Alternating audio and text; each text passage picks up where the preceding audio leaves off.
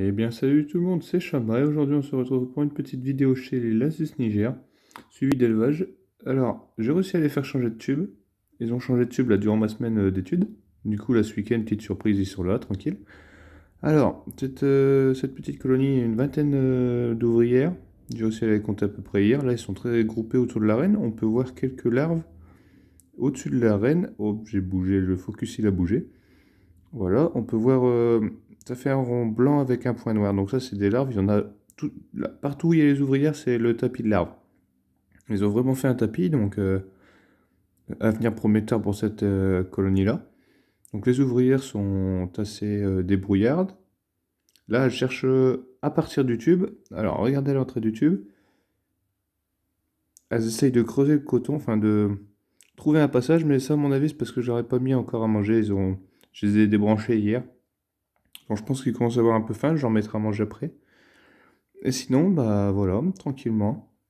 Donc cette petite colonie s'est développée assez rapidement quand même, hein, parce que j'ai récolté l'arrêt de mi-juillet, ce qui fait à peu près 3 mois. En 3 mois, il y a déjà une vingtaine d'ouvrières, je pense que c'est déjà pas mal.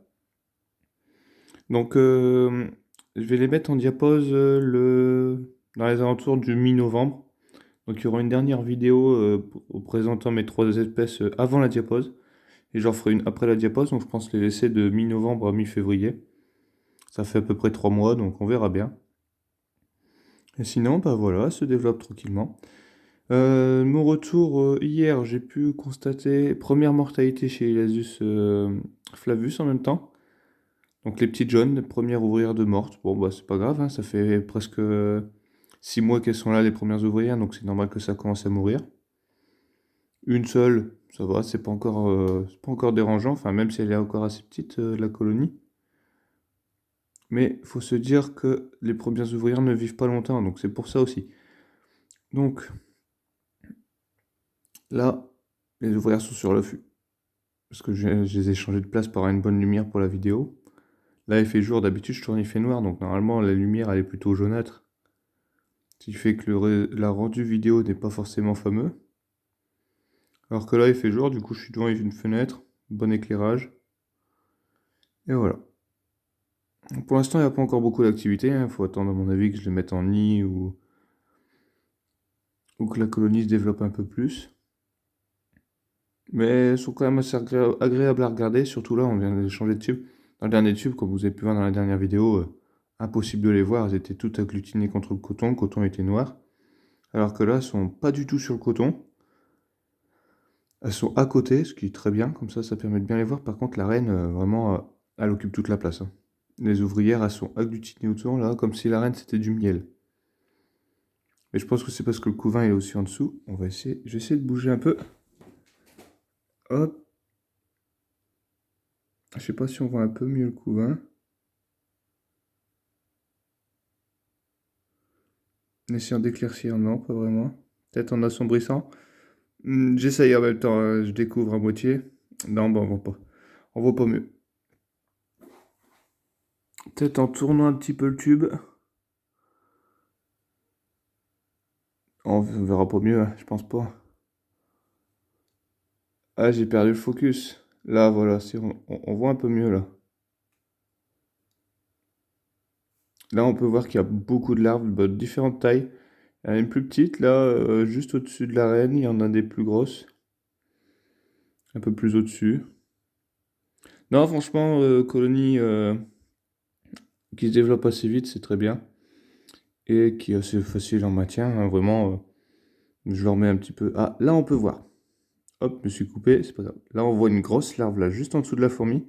Et une toute petite, je vais essayer de mieux focus, voilà, une toute petite juste à côté. Derrière le cul de la fourmi. Donc voilà, très prometteur comme développement.